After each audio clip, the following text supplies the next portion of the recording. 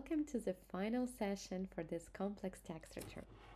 So we'll start talking a little bit about 754 examples, and I'll be talking to you about what does it mean, the section 754, with a few examples. And then I'll show you how to do special allocation in the tax software.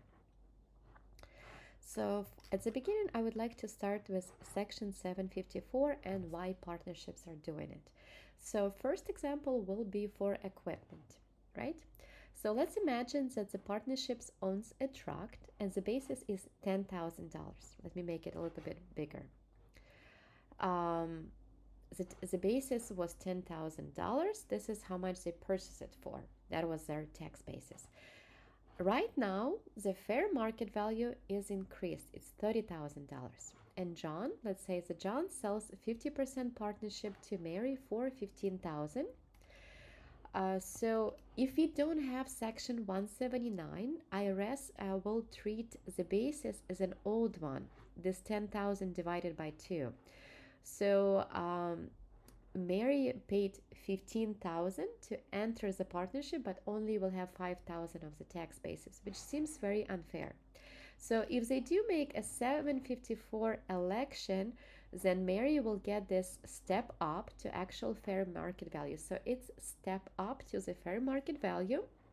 So the basis is matching actually what she paid for, and when she sells, she actually can, she actually can recognize a smaller gain, and it only affects new partners.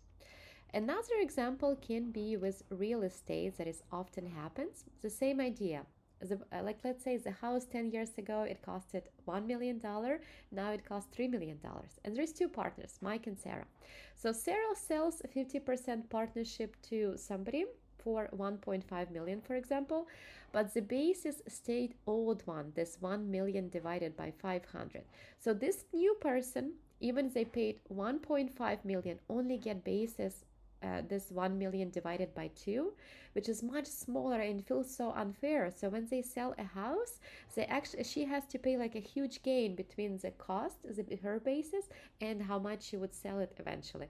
So it is very common in real estate to do 754 election, to step up this basis to the current value, and that's investors love it because they'll get higher basis, which means they can depreciate it, higher depreciation and less gain when they sell something, right? So this is actually really wonderful. So that's on 754. I hope that was helpful. Now let's move on to our actual example. So looks like I analyze prior year tax return and I look at their allocations. And here's a spreadsheet I created. So this is their previous year allocations. So I went through each of the K1 and compared what they were allocated. So I noticed that trusts had allocations right here, 13Z, of section 54 depreciation. So what happened? They entered the partnership at some point, and they had that allocation. Same here, this partnership, also trusts, also have, 13Z, some section 754 allocations. So I included in here. I double checked other K1s and I did not see it. So no individuals didn't get it. So I made an assumption, and that's something I can request the previous year documents to double check, that it was no 754 allocations before. So those partners enter at some point and they are keep getting allocated that depreciation from section 754 only, right? Only 2 of them. So remember when we were entering depreciation, we also had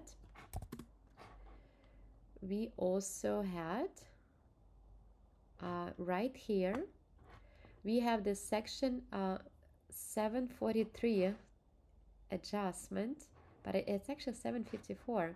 I wonder what is this adjustment is. Well, it's interesting as now I'm understanding. So they made this 754 election at some point for a step up basis, and that depreciation is getting allocated to somebody else. And let's see, maybe they also make some 743 adjustment. Let's take a look. What is 743? I haven't seen that section for quite a long time. Yeah, so it's kind of the same as 743. It's just aligning basis. So yeah, so it's a timely 754 election triggers that section 43B adjustment. So it's a proper way to put it on depreciation schedule. So that one was 1018 prior year, and that amount was allocated to those people. So now let's start on special allocations. So I would like, on a special allocation, I would like to allocate part of depreciation to only a few partners.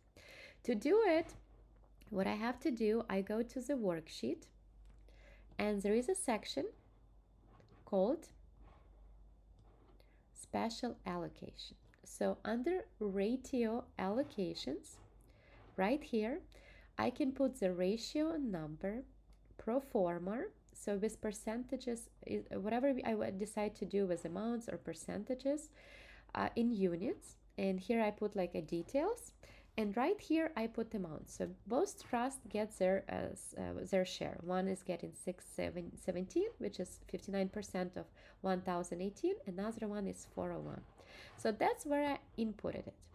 Now I go to where transaction is actually happening. So ratio is 101. And I found the depreciation schedule. And right here, under this depreciation schedule, right, I have this beautiful section right here, which says ratio ID for special allocations. And here I put that special allocations. Now, when I go to my K1, it appears right here 13Z. I have this amount I wanted, 617 and 401 for another client. Let me show it to you right now.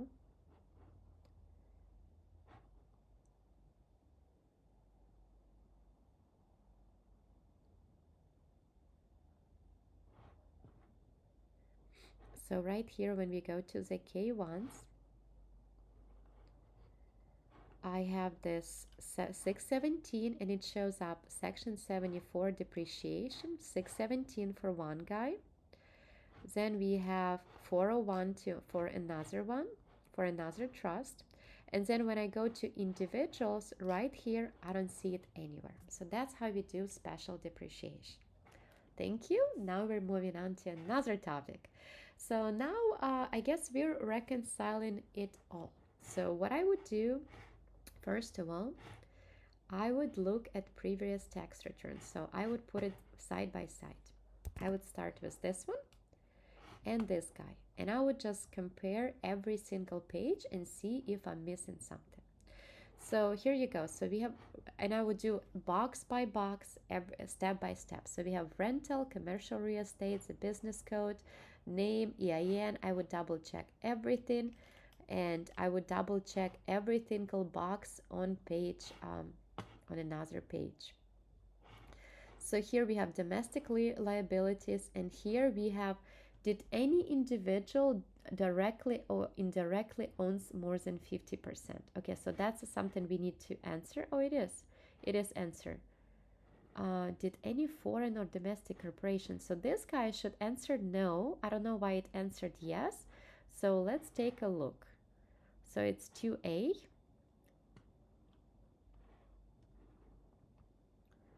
General. And we have basic information, other information, and let's take a look. What did I choose? Did any individual? Yes. For a partnership, we have no. Did any foreign? Oh, I guess it says trust, right? Okay. So I don't think any individual owned more than 50%. Unless, oh, I guess what they're trying to say is that probably trusts are owned by those people. Like, let me show you what I mean. So those trusts are owned by those people. So that is why it says that they, in the end of the day, they own 100%. So that's something we need to go back. And did any trust owned? So I guess it's yes. And I probably, like last year, they probably made a mistake by choosing no here because we have trusts, right? Here we have a date for section 74, 7054. So we would like to add the date as well. Optional basis. Well, let's see where we enter that information. Nope, nope, nope, nope, nope. That's not the date, but I do need to have a date there. I really would like to have the date of 754 location. Well, sometimes it takes you to the place. Sometimes we need to look for a place. So let's take a look.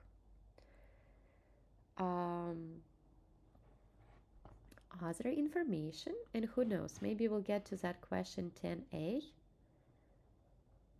No, this is a different questions. I think that was what type of entity. Okay, so it's just the questions in a different order. Does the partnership make optional adjustments? It says yes, 743, 754, and enter the effective date. So here you go. Here you go, and now it should show up. So this is kind of like reconciling everything. We want to make sure everything is entered. Here you go. So let's move on. And again, like I will double check all these questions. I would read them myself, but here everything says no. So this is fine. This is fine. Then we go to Schedule K. We want to make sure that here you go. That looks good. We want to make sure our balance sheet reconciles, that it does reconcile. We already looked into it. Total assets equal total liabilities and capital. Here the total capital flows into here, so everything is great. And let's see. Schedule B1 is filled up by one person, the one trust owning 59%. So I think this is right, unless we need to double check if those individuals owns the trusts. Then I would include, like it says right here, so all of them are individuals and all of them are 100% as last year. But this, based on information we have, this should be correct. So I would just double check, and if the client will confirm that this is true, like this information, that they all are technically individuals, because they all owned by those two people, then we can include it like this. But for now, I would just leave it as is. I would double check Schedule K as well. So I would just double check all this information right here. And I usually like to double check special allocations. So I created this kind of like special allocation for me based on percentage. And I just kind of double check that the amounts are the same. So let me move it to our work papers that I'm going to upload as well in the end. Move to the end. And what else? Yes, so this is really good. So the idea is that we just, we double check everything, make sure like the descriptions are the same. So for example, oh, hold on a second. I did forgot to tell you something for QBIs. So we just double check the previous tax return, and that would be number first step of double checking everything is okay. But there is something I wanted to mention to you. Let me just quickly find it. 1 second. It goes under, just give me 1 second, qualified income. So important is under rental, there is this qualified business income. So if our business is qualified, which majority of businesses are, except like let's say if it's accountants, lawyers, professional services, majority of business is qualified. So if it is qualified, and you can if you're interested, you can go to IRS regulation, look for more details, but majority of businesses will be qualified. What it means that the shareholders will get 20% deduction in addition to from our income, so they deduct on individuals, but we need to check this box for this to show up. So let me show you where it shows up under our tax return.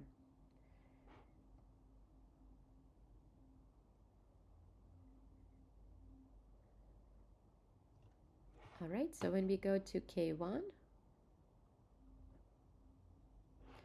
it shows up right here, section 199. information, it basically says that all the information should flow to a section 199. In our example, we don't have much income, so that's why like nothing really shows up in here. But here our section 199, so we have rental income, we have some deductions, and we have basis for assets. So that's important information for individual tax return. All right, so yeah, so that's kind of it. So I would just double check if it's okay with the prior year tax return, if everything reconcile.